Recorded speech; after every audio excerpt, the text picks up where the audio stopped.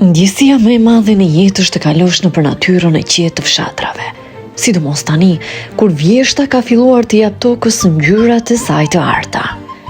Ajri është i freskët, gjethet ka nisur pak nga pak të zverdhen, dhe era mbart aromën e dheu që përgatitet për pushim.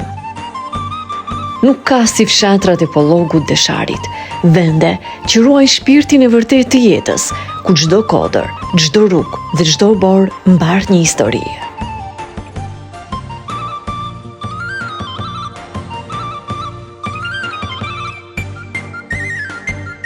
Kjo rrugë sot na çon drejt një fshati tjetër. Një vend të magjik që ngjall ndjenja të veçanta tek çdo vizitor. Kodrat e malit të thatë që rrethojnë janë të mbuluara me dritë të butë. Shtëpitë shtrihen me krenari në rrugë të pastra dhe gjithçka rreth teje flet për dashurinë që njerëzit kanë për vendin e tyre. Por ajo që do ta bëjë këtë rrugë të veçantë janë banorët, njerëz punëtor, të afërt dhe të mrekullueshëm që me përkushtime dashuri janë rikthyer rënjeve të tyre.